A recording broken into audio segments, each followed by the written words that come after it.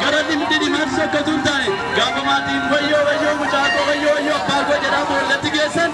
Shalom qulqulloota ashama akkam jirtu annagaa kooti galata waaqayyoo ko YouTube channel Boonsaa Addisuu guuteetii haaraa yoo ta'an subscribe gochuudhaan maatii keenyatti dabalama.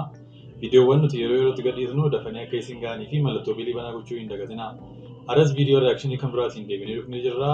Iddoo kana xiqqoo isin jalaa turre jira dhiifama guddaa nuuf gochuu barbaanna. Viidiyoo darbee keessatti gaaffii macaafa qulqulluu tokko isin gaafanne turre hedduun keessan argattanii jirtu. Gaaffichi akka seera uumamaatti addunyaan kun uumamtee xumuramuudhaaf yookaan waaqayyo addunyaa kana uumee xumuruudhaaf guyyaa meeqatti fudhate jedha. Baay'een keessan argattanii jirtu. Guyyaa 6 itti fudhatee guyyaa 7ffaarratti isin boqotee jira macaafni qulqulluun. Hedduun keessanis akkas jettanii argattaniittu jechuudha. Har'as gaaffii macaafa qulqulluu kan biraatoo qabannee dhufnee jirra. Innis akkas jedha. Ergamoota gooftaa Yesuus keessaatii jalqaba kan gooftaa Yesuus Kiristoosiin gane eenyudha? Gaaffii isaa irra deebi'aa. Ergamoota gooftaa keessaatii jalqaba kan gooftaa Yesuusiin gane eenyudha? Deebii gaaffii kanaa comment section irratti nuuf barreessuu hin dagatinaa. Egaan hordoftoota keenya jaallatamoo ergaa viidiyoo har'aa keenya keessatti viidiyoowwan garaagaraa qabannee dhufnee jirra. Gaaffii macaafa qulqulluu kanatti aansuudhaanii viidiyoowwan garaagaraatti react goona. Ija macaafa qulqulluutiin ilaalchawwan jiran irratti deebii kennina. Wantoota bashannansiisan, barsiisan, wantoota irraa barannu qabannee dhufnee jirra. Haga xumura sagantaa keenyaatti nu waliin turaan affeerraa keenya jaalalaatti. YouTube channel kana share gochuu hin dagatinaa. Akkasumas viidiyoo kana irratti yaada keessan nuuf barreessaa, comment godhaa, comment section irratti jechuudha. Akkasumas immoo viidiyoon keenya namoota baay'ee biraa akka ga'uu fi YouTube'n akka viidiyoo keenya channel keenya guddisuu fi like gochuu hin dagatinaa. Galatoomaa ulfaadhaa isiniin jenna.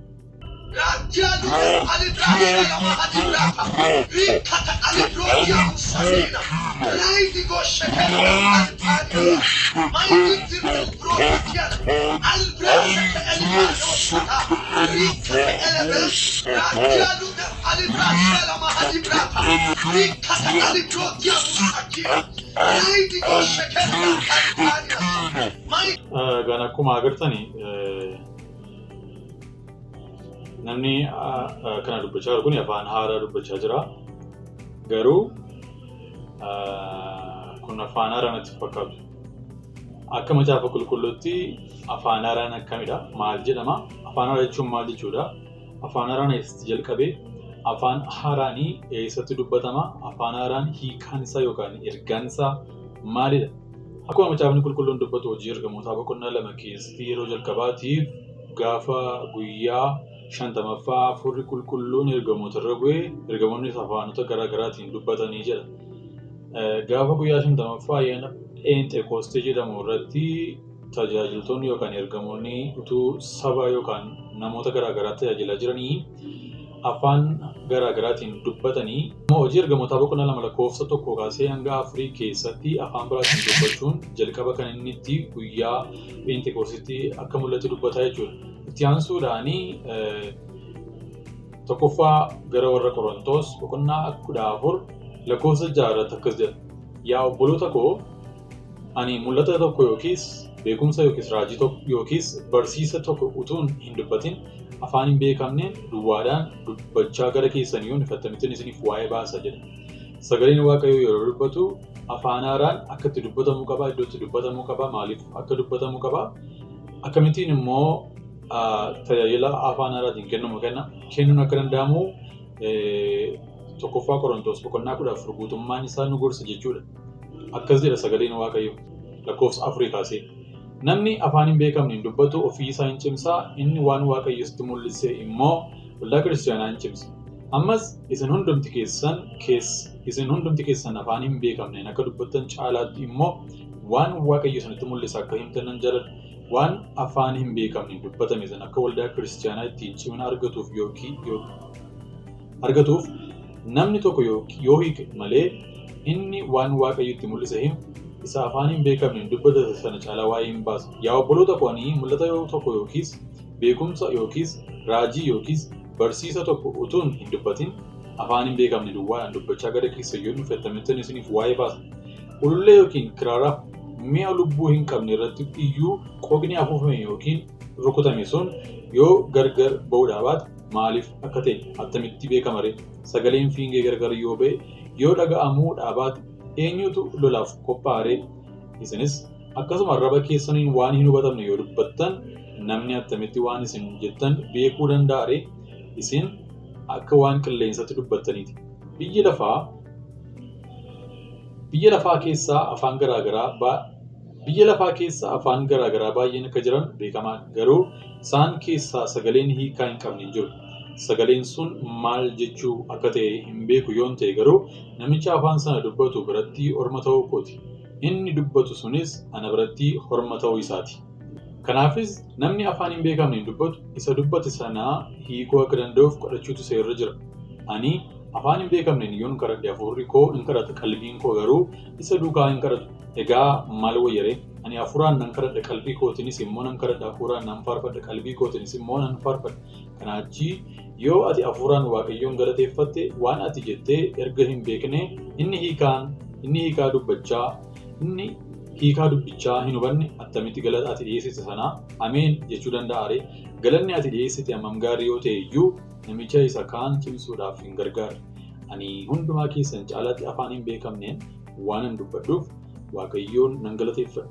Haa ta'u iyyuu malee waldaa kiristaanaa keessatti afaan hin beekamne sagalee 10,000 dubbachuu irra warra kaan barsiisuudhaaf qalbii kootiin sagalee hiikaa qabu 5 duwwaa dubbachuu nan jaalladha. Obboloota nana yaada keessanitti warra ga'an ta'a malee mucoolii hin ta'ina. Hamaa hojjechuutti garuu akka daa'imootaa hin ta'e ta'a. Seera keessatti namoota afaan isaanii hin beekamneen hidhii warra kaaniitiinis saba kanatti nan dubbadha. Isaan garuu kana irratti iyyuu ana hin dhaggeeffatan jedha gooftichi kan jedhu caafamee jira. Egaa afaan hin beekamneen dubbachuun milikkita warra hin amananiif kennamedha malee warra amananiif kan kenname miti. Waan Waaqayyo namatti mul'ise himuu garuu warra amananiif yaadame malee warra hin amananiif miti. Waldaan guutuun walitti qabamee amantoonni hundinuu afaan hin beekamneen yoo dubbatan namoonni hiikaa dubbichaa hin beekne yookiis warri hin amanin ol yoo galan hundumtii keessan maraattota hin jedhanii ree? Sagalee Waaqayyoo egaa waa'ee afaan haaraa akkas jedha. Waa'ee afaan haaraa macaafni qulqulluun kan inni jedhu keessumaatii gara warra Qorontos boqonnaa 14 irratti keessumaatii lakkoofsa 9 irratti akkas jedha. Namni attamitti waan isin jettan beekuu danda'a ree? Isin akka waan qilleensatti dubbattaniiti jedha. Amma viidiyoo kana irratti namni kun qilleensa irratti haasaa jira, namoota irratti onlaayinii irratti haasaa jira. Kanaaf namni attamitti waan isin jettan beekuu danda'a? Maaliif namni waan isin jettan beekuu qaba yookaan hiikamuu qaba jechuu isaati macaafni qulqulluun asirratti. Kanaafiyyuu isin akka waan qilleensatti dubbattaniiti jedha sagaleen Waaqayyoo jechuudha. Itti aansuudhaan immoo lakkoofsa 22 irratti akkas jedha. Egaa afaan hin beekamne dubbachuun milikkita warra hin amananiif kennamedha malee warra amananiif kan kenname miti jedha. Egaan ergamoonni gaafa guyyaa 50ffaa ayyaana Pheenxeqoostee irratti namoota isaan itti lallabaa turan warra hin amannedha, hormootadha, warra afaan isaaniitiin waliif galuu hin dandeenyedha. Waaqayyo milikkita kana itti agarsiisuudhaaf, dinqii kan itti agarsiisuudhaa fi afaan isaan beekaniin namoota waliin gallee wajjin horma ta'anii wajjin afaan isaan beekaniin itti dubbatee Waaqayyo dinqii itti mul'isee dinqii isaatiinis akka namoonni wangeela dhaga'an, akka namoonni wangeela dhaggeeffatan godhee jechuudha. Tuqaa inni kan biraan waldaa keessatti namoonni yeroo afaan haaraasaan qobaattis iddoo 2-3 ta'anii jiranis namoonni yeroo afaan haaraasaan namni hiiku tokko jiraachuu qabaa jedha. Kanaan achi wanti namoonni afaan haaraa jiranii haasaan hiikaa kan qabne dubbataa jechuudha. Ergamaa Phaawulos yeroo dubbatu akkasumatti afaan haaraa dubbachuu koorraa jedha. Wanta hiikaa qabu 5 isinitti dubbachuu naaf wayyaa jedha. Egaan namoonni waldaa kiristaanaa keessa jirtan akka itti afaan haaraa fayyadaman beekuun danda'utu nurra jiraata. Akkasumatti waca, miira, jeequmsa, hafuura fakkeessuudhaaf yaaluun nurra hin jiraatu jechuudha. Gara sagalee Waaqayyootti haa deebinu. Macaafni qulqulluun maal jedha wanta jedhu baruudhaaf haadhamaa nuun isin jedhaa. Naaf galchaa Waaqayyo isin haa eebbisu. Yesuusin qabaate gaafa lafa kanarraa sooftu gara didimaatti sokkatu hin taane gaafa maatiin wayyoo mucaakoo wayyoo abbaa koo jedhaa boollatti geessan boollatti gaddeematu hin taane jireenyatti acha deemu ulfinatti acha deemu boqonnaatti acha deemu haara galfiitti achi deemu Yesuusin biratti boqochuuf achi deemu mana galgalaa isa Yesuus nuu qopheesse biratti keessa jiraachuudhaaf acha deemu mana ijoollee namni Yesuusin qabu boollatti gadi dhadeemu rimmin nyaattu beektaa namni Yesuusin qabu rimmin nyaattu boolla keessatti tortoreen badu Yesuusin wajjin du'aa kaafame mootummaa Waaqayyoo keessa qooda qaba. Inni Waaqayyoo faatu obboleessi keenya faarfataa Tamaan Faaresii akka ajaa'ibaatti jira wangeela lallabaa jira. Waaqayyoo gooftaa macaa ayyaana sassaabaa baay'isu jenna. Yeroo darbes viidiyoo darbee keessatti faarfattoonni hedduun obboleessa keenya Tamaan Faaresii irraati fakkeenya fudhatanii wangeela lallabuu qabdu jedhanii ture. Har'as ofiisaatti akka dubbatetti wangeela lallabuu dhiisuu danda'an jiru jedhee dubbateera sooshaal miidiyaa isaa irratti. Ayyaana Waaqayyoo safaa baay'eesu jenna hundumti keenya wangeela kana lallabuu qabna. Wangeelli kun eessatti lallabamuu qabna. Wangeelli kun fayyisaadha jireenya karaa dhugaadha. Namoonni hundumtuu wangeela dhaga'uu qabu. Sababiin isaas karaa ittiin jireenya argatan wangeela dhaga'uudhaan qofa Yesuus amanuudhaan qofa waan ta'eef jechuudha.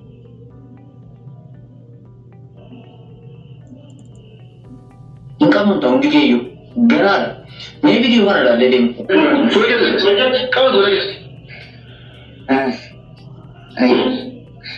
Bersama je. Saburaca kan ilala, saburaca kan Yesus mana ilala? Nak Yesus ini ilala lah. Bira juga asyik ada tani. Bira juga tani asyik jadi sekarang itu. Galah macam.